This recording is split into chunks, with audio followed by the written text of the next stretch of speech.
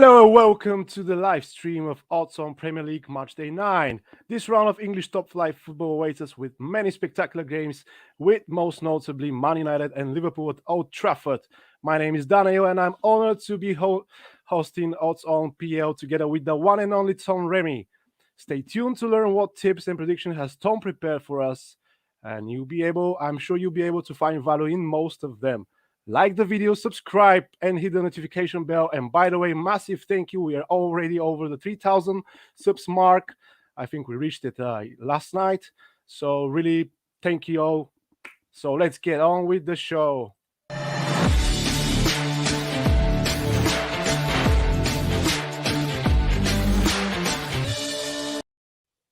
First of all, Tom, how was your holiday?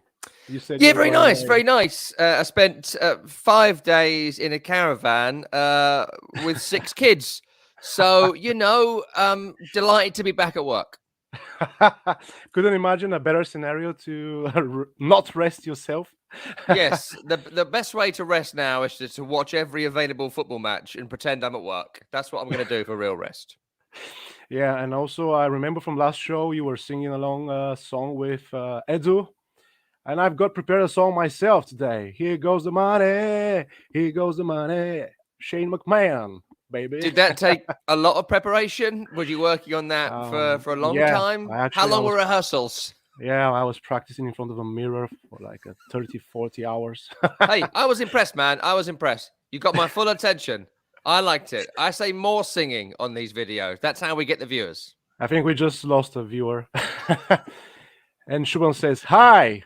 Hi, guys. Wait, make sure you drop a comment in the live chat. We are live with Tom, waiting for you, and going strong now with the Friday kickoff, Aston Villa and Arsenal. Is anybody here to... Yeah. The only game in tonight's fixture, like I said, the Gunners could consider themselves fortunate to steal a late point against Palace last time out. But after back-to-back draws, the home fans will be expecting them to do better. Villa travels on the back of 2 defeats to Spurs and Wolves in the previous match days. Their season so far has married up to the inconsistencies of personnel, and their attacking signings are still yet to line up. An interesting fact, though, is that Villa has won the last 3 meetings between those 2 sides without as much as conceding a goal. And we will definitely know how to beat Arsenal. So I'm guessing a double chance for Villa has a lot of potential here. Yeah, I think that's quite fair. Look, if you look at the 2 teams at the moment, Arsenal have had a rejuvenation since their awful start to the campaign. They played well in the victory over Tottenham, which I was at recently. I thought good defensively against Brighton in the 0-0 draw before the international break. And against Crystal Palace, look, they were outplayed by Crystal Palace for long spells, but this is not a good cohesive team. What they had was good fight, good tenacity, and a stroke of luck, and they got a draw that maybe the performance didn't deserve. The transition at Arsenal, seemingly, is endless and massive. For Aston Villa, their performances at the start of the season were worth better than what they were getting. For example, they outplayed Chelsea, lost that game by 3-0. But the last couple of games, very concerning. Certainly against Tottenham, I thought that was their worst showing of the campaign, and against Wolves last time out, the way they lost it, to be 2-0 up with 10 minutes to go and lose it 3-2, it does suggest something is wrong there. I expect Villa to put that right, actually. I think they are still a good team. Injury-wise, nothing of note for Villa. For Arsenal, there's doubts about Saka, there's doubts about Xhaka. I think Xhaka's definitely out, in fact, and Saka's has got a decent chance of making the squad, but probably not from the start. Yeah, I think I would look at Villa here. I'd absolutely look at Villa here. I think Villa to score and win, both teams to score, and Villa to win, it will be right up there for me. I see a lot of goals in this game. I think Arsenal are still pretty poor defensively. I don't see much in the Ben White, Gabriel, Tierney trio that's back there. I don't see a great deal of defensive cover in Thomas Partey, who just doesn't look suited to the Premier League. The more you watch him, the more you think he needs to move back to Spain. And with Aston Villa, their tenacious midfield, I think, will overrun them. So I'd be looking here for over 2.5 goals in the game, and I would shade it just towards Villa. Nice. I also agree with you. It's going to be an interesting game tonight. And next we have an early kickoff on Saturday. Chelsea taking Norwich at Stamford Bridge in a game where the main question is how many to 0 for Two Hills boys. Yes, well, as I mentioned to Edu most weeks, my plan for the season, which I advise everyone to do, is bet against Norwich. Bet against Norwich in all sorts of ways. They are going to win no more than 4 matches this season. So if you bet against them every week, you will make some money. The issue here is that Lukaku is out and Timo Werner is out. Now, people might say, oh, Timo Werner, who cares, right? Well, if Lukaku isn't playing, he does start up front. Kai Havertz is not doing it. I think Thomas Tuchel this week said something on the lines of he's got to put his finger out. He's not putting enough effort in for Chelsea, Kai Havertz, and 1 or 2 others he put into that boat as well. They need to step up now. For Norwich City, another dismal match last week. The draw against Brighton, where they probably should have lost it. The 0-0 draw before that against Burnley. They have sort of decided now they're going to stop trying to football their way to safety, and they're going to try and bludgeon their way to safety. But there's no path to safety for Norwich because the squad is subpar and the coach is essentially German Neil Warnock, as has been said many times in the last few weeks. Very good at getting teams promoted. No idea how to navigate the Premier League. He's proved it over and over again. So look, in this game, here's your handicap. Chelsea -3. You get around 5.5-ish this morning. So certainly have a scan around for that. People might think, well, no, Lukaku, they won't score many goals. But I'm surprised how often it is that a key player is missing and the others do actually step up. And I can see Kai Havertz running riot in a game like this. I can see someone like Callum Hudson-Odoi having a big game. I think players that haven't quite done it for Chelsea as that. People like Ruben Loftus-Cheek was fantastic last week in the win over Brentford. Mason Mount should come back into the team. I think they've got enough creativity, enough talent, enough brilliance to win heavily. And I'm going Chelsea -3. Definitely, Norwich have booked their early ticket to Championship football next season. And interesting fact, though, is that Chelsea hasn't actually scored more than once in their last 4 home games against Norwich. But I think tonight that will change. Not tonight, but tomorrow, early kickoff. Yeah. Next, we move on to Crystal Palace and Newcastle.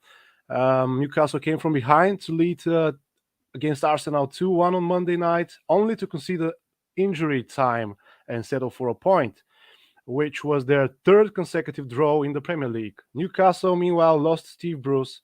He's finally being released by mutual agreement, as they say in the media. They took a beating to Tottenham with 3-2 last time at home. Yeah. So I'm not sure how will this result because they haven't got any new manager right now. So maybe they will drift further. Well, I mean, Newcastle are interesting. Well, let's start with Palace because I actually think they've played really well for about a month and a half. They were great in the game against Tottenham when they won. They were great in the draw against West Ham before that. Really impressive in the 1-1 draw against Brighton. Should have won that more convincingly. Really impressive in the 2-2 draw against Leicester. Should have won that more convincingly. And also should have won on Monday Night Football against Arsenal. So, good performances. Why aren't they winning? Conceding poor goals. Over and over again, conceding poor goals. They spent a lot of money on Joachim Anderson and Mark Gay at centre-half. Not too sure about either of those two. Not too sure about the partnership. Good money invested. Might be bad scouting. Might be players that haven't improved as yet. But centre-half, they look a bit weak at the moment, Crystal Palace. And in central midfield, you expect Luka Milivojevic to be there, but he's been injured quite a lot. You expect maybe Sheku Kouyaté, but his legs look a bit like he's lost a bit of his pace, lost a bit of his energy. Used to get up and down for 90 minutes, certainly in his West Ham days. James MacArthur, too busy kicking people to play football these days. So, a lot of issues with Crystal Palace, despite the fact that Conor Gallagher, I think, has been one of the players of the season so far. Doubts about Wilfried Zaha as well, which throws this into question. But for Newcastle, they won't have a new manager by this game. Graham Jones will be in caretaker charge. Even if they have appointed someone, he won't take charge of this game. And it's a very poor team. It's a really poor squad. Like, it's been really, really poor for a long, long time. Callum Wilson's still likely to be missing. So that's a massive, massive concern, I think, for Newcastle still. So who's going to score goals? Who knows? Not Joe Linton. So Maximan does it in fits and starts. I like him, but not enough to carry this team through. I can only see a Palace win here. I can only see a Palace victory. I think it'll be a quite narrow victory. I'd be looking low scoring. I'd be looking 1 goal in it, under 1.5, however you look at it. I can see Palace having worked on the defence all week, keeping a clean sheet despite recent travails defensively, only because how poor Newcastle are going forward. So Palace to win, low scoring.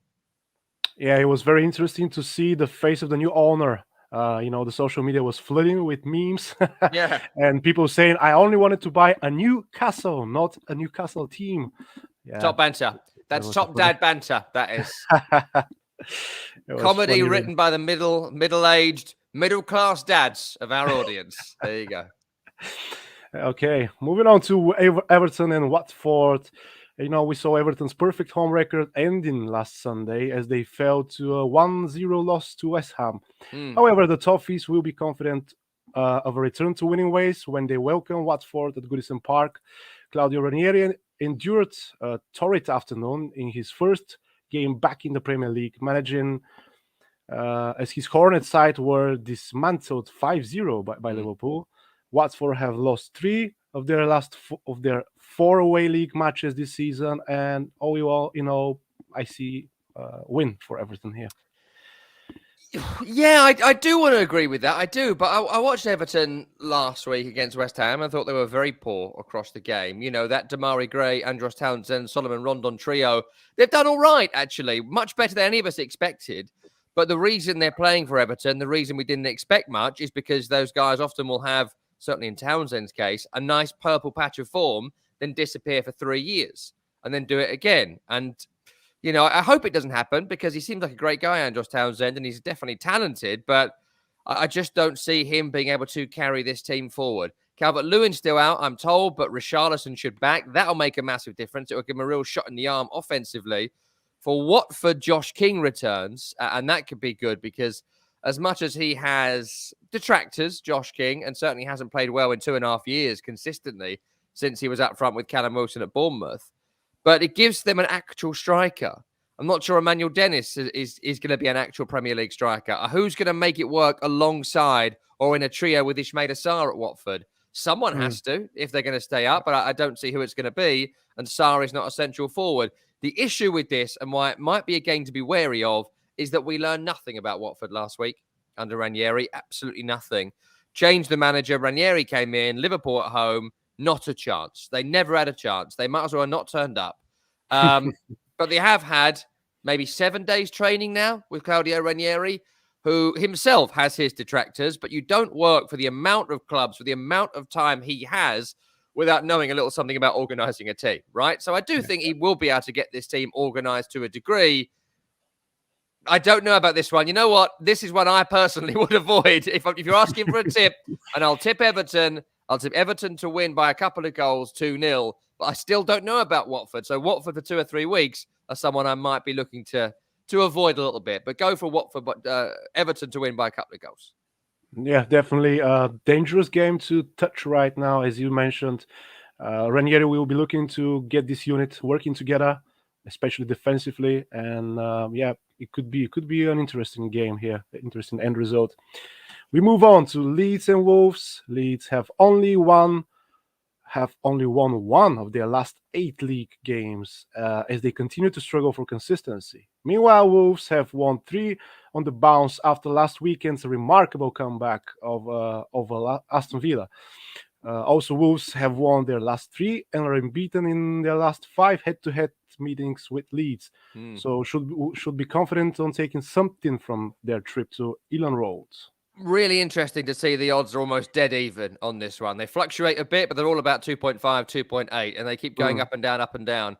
I don't know if we've had the Rafinha news yet, but Rafinha should be back for this one for Leeds. That could make a big difference. We still don't know about Calvin Phillips. If he is able to play, that'll make a big difference. So you might need to watch out when you put your bet on this game, because if Phillips is back, the odds for Leeds will drop down. Patrick Bamford is out. So that's still a massive blow. There is no striker at the club except Bamford, who's been out for a long time now. For Wolves, the incredible thing about them is that I watched the Villa game last week because it was kicking off so much in the last 10 minutes that I started watching it in our green room before we were doing our game. And I chatted to the commentator afterwards because I watched the last 10 and thought, God, Wolves look amazing here. What great attacking intent. The commentator told me it was the worst 80 minutes from any team he's seen this season.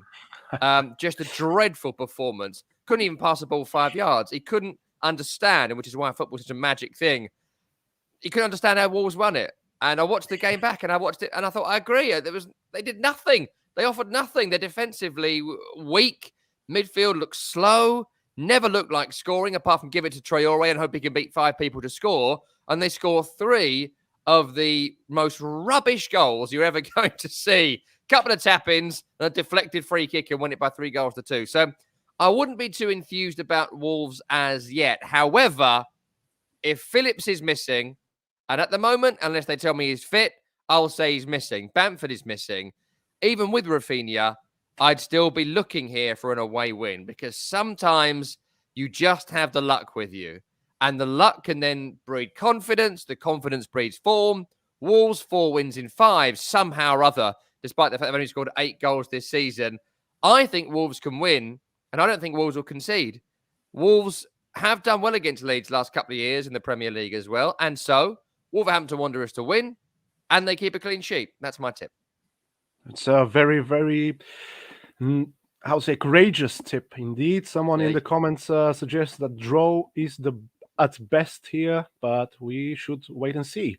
Southampton welcomes Burnley, and they finally picked up their first league win of the season. Woo! Applause. You actually expected there to be a tough game. We were suggesting that Leeds should be taking the win, but unfortunately, we were wrong. Meanwhile, Burnley lost with only 2-0 to Man City, where again we expected at least 5 goals. Yeah. Why is these things happening to us? I don't know. I don't know. It's a great question. I think that I've not seen Broha before, who played last week for Southampton, the man brought in from Chelsea. I'd not seen him. I know Southampton fans really wanted him to start for a while, and that's the first time I saw him, and I thought he made the difference in the game. Someone I'd not seen before was the guy who made the difference. So that's how they beat Leeds last week, I think, because they do actually have better players than what they had shown so far. As for Burnley, I think that Man City just switched off after 2. You know, if they wanted to crush them, they'd have crushed them. But at 2-0 up, Burnley weren't going to score. Burnley ain't going to touch the ball.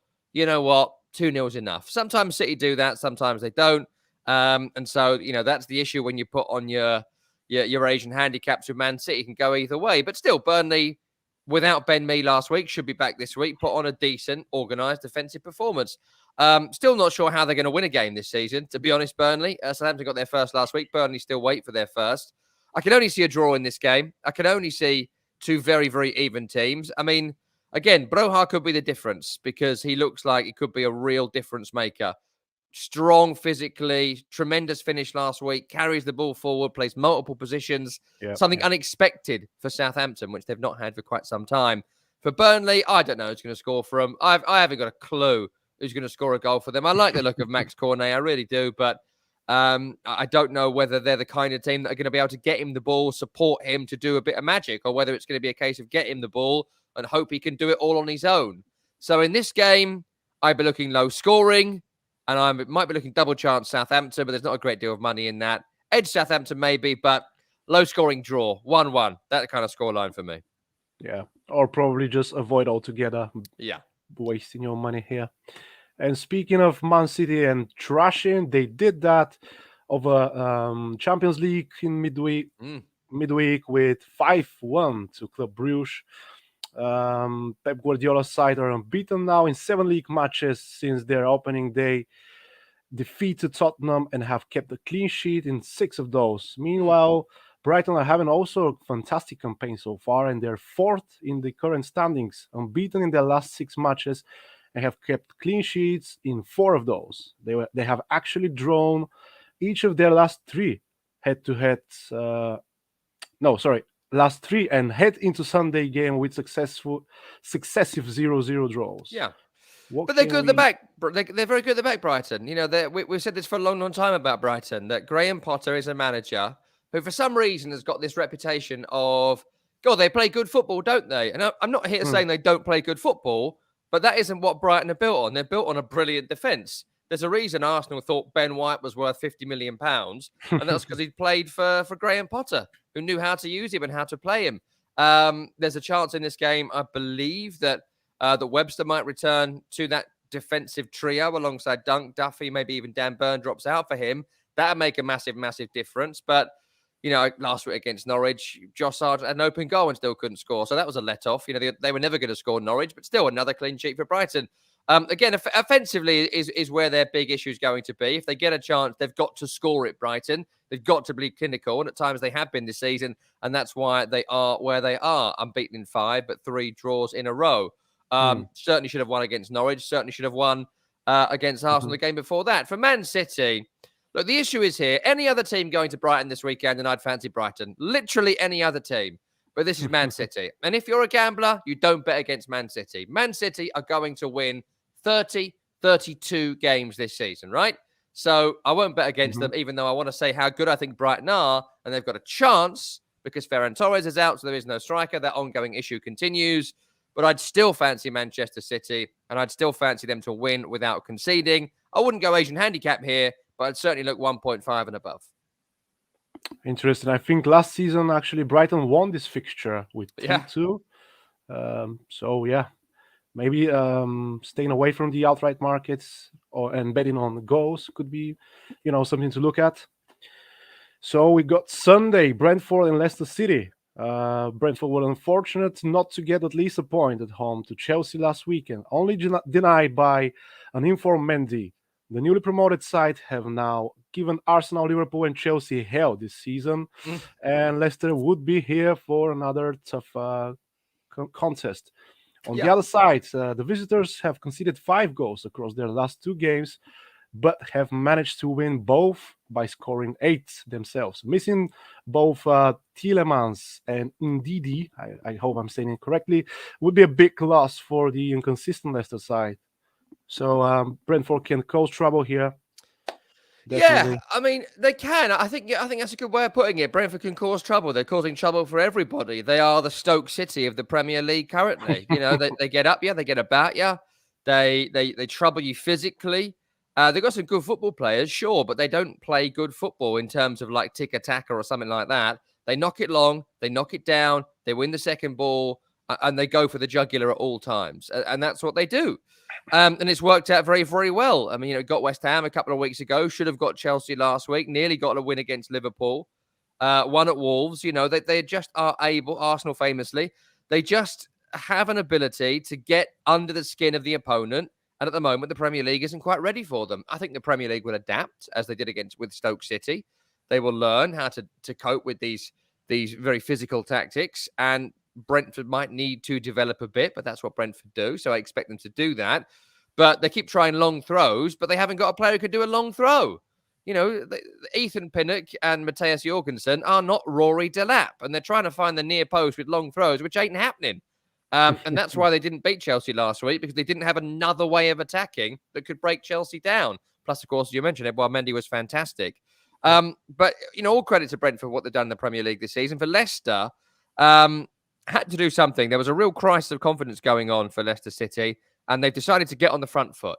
Get out there, score goals, win it. Don't be afraid. They looked afraid in some games this season. I think they were trying to cover for the absence of Johnny Evans by being a bit more considered, defensive, and also so many injuries as well. You mentioned the players they're going to be missing. That's a massive, massive blow for Leicester. I think both teams will score in this game. I think both teams will score, but the way the form is right now and the injury issues Leicester have got, I am just not going to bet against Brentford. I would say Brentford win this. Both teams will score. Look at the draw market as well, though, certainly. Really fancy this bet, in fact, yeah. And then we have West Ham Tottenham East London derby, if I'm correct. Near enough, near enough. Northeast, fully east, yeah. You can have it. West Ham eased to a 3-0 win over Genk last night in the Europa League, and this victory means they have now won 5 in their last 6 games in all competitions. However, they have been poor at home lately, failing to win in 3 in the league at the London Stadium. Yep. Tottenham, meanwhile, stuttered in the Europa Conference, the newly emerged tournament, where they lost 1-0 to Vitesse. I'm not sure which team was that. Vitesse, let's say. To Vitesse Arnhem, yeah. Vitesse, yeah. They also lost this fixture here last season. And defeat in the midweek is ominous sign for the North London side. So... yeah, I mean, this is a big game for both teams. It's kind of the biggest game of the season for West Ham because Tottenham are the team that West Ham see as their biggest rivals. Arsenal are Tottenham's. Everyone hates up the ladder. That's sort of how it goes. But it's become more even in the last few years as West Ham have got better and Tottenham have got worse. Tottenham rested 11 for the loss on Thursday. West Ham rested 7 for the victory against Genk. They were at home. Spurs went away. So who's got the advantage in terms of freshness? Probably Tottenham, just. But they rested Kane. West Ham rested Antonio. So the top striker, the most important player for both teams, got a full week's rest. At the moment, I'd say West Ham are a slightly better side. Why? I think defensively they are better. Defensively better players. The midfield is stronger. But the offense, despite how good West Ham have been this season, Spurs' offense still has Harry Kane and Heung-min Son in it. Kane's not been at his best. Everyone knows that. But he's still Harry Kane. He will turn it round. And Heung-min Son is a phenomenal, phenomenal player who could strip anybody for pace and skill in the entire league. Real tough game to call this one. Real tough game. I expect almost full strength teams from both. Antonio will be back.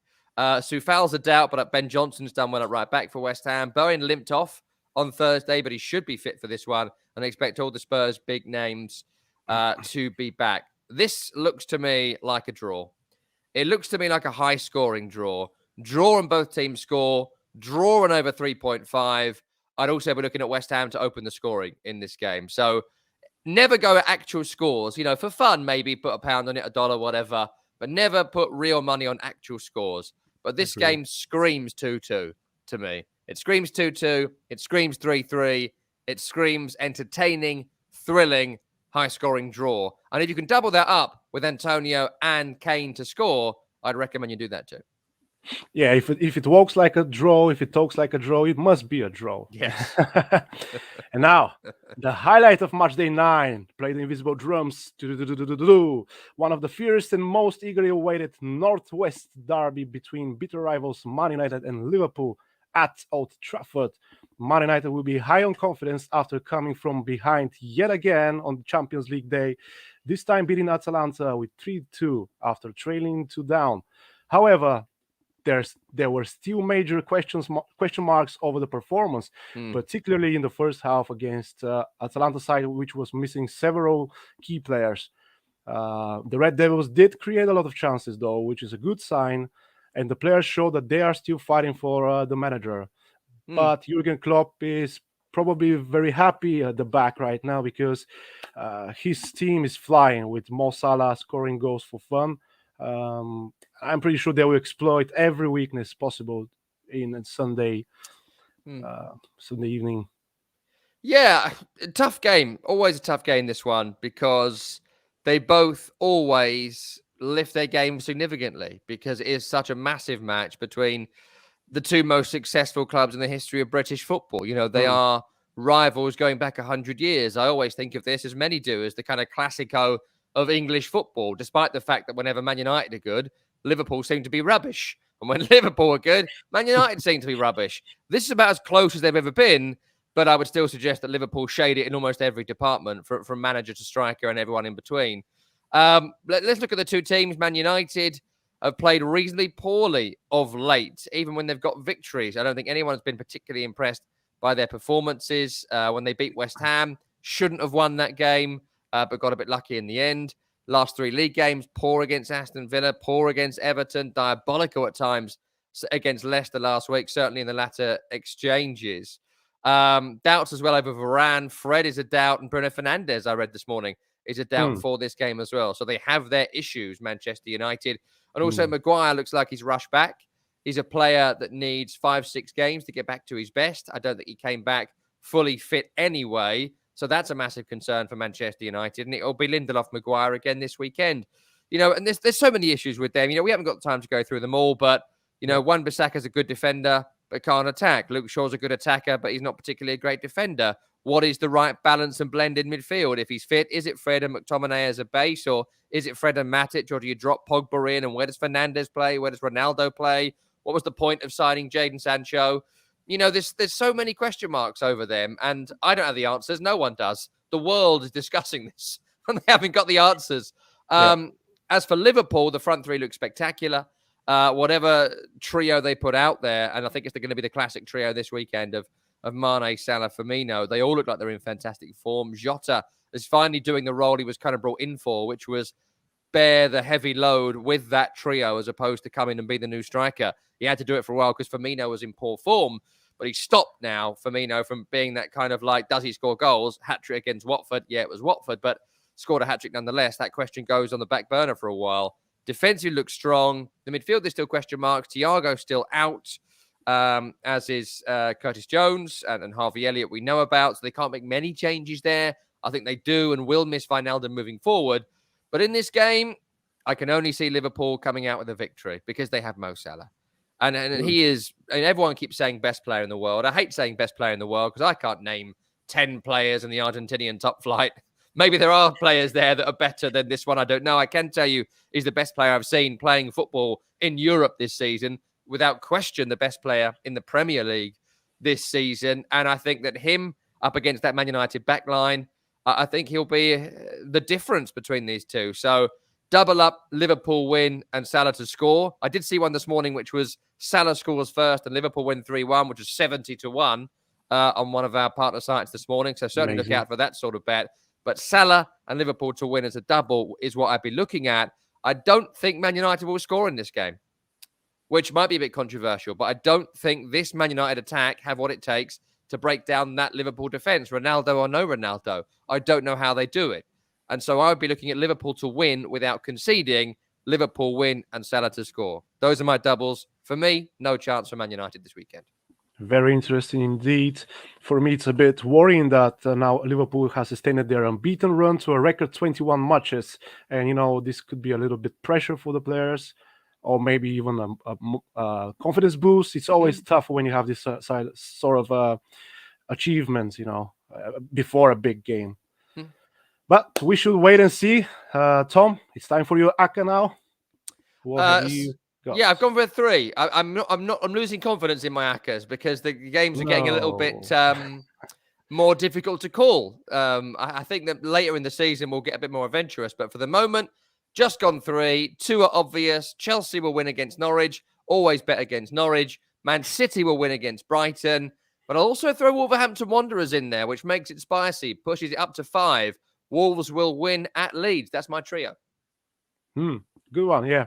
We have a total of 520 with this one, and hopefully you will nail it this time. Hopefully. I've not been trying to be rubbish at them. I've been trying to be good. Maybe you can spice it up a little bit with goals, not just wins. Outright markets. Outright markets a bitch sometimes. Excuse my French.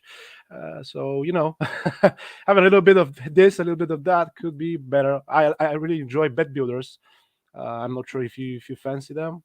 Very. I mean, I'm personally, the more you put into it, the less likely you are to win. I like to look at certainties with one variable, which is why this ACCA is the kind of thing I would usually do. 3 things that are going to happen and 1 thing that looks unlikely. That's where you add your flavor to your stew with your 1 thing that's unlikely. Build a solid foundation, sprinkle in some rosemary. Make notes, guys. Make notes. A wise person has spoken. All right, then. So that was all from Matchday 9 in the Premier League, analyzed and predicted by Tom Rennie. If you enjoyed the show, please do like, subscribe to the channel, and hit the bell. Share with your friends, share with your neighbors, spread the word. We are here again next week with Premier League. Thank you very much, and stay on the right side of the money. See you soon, Tom.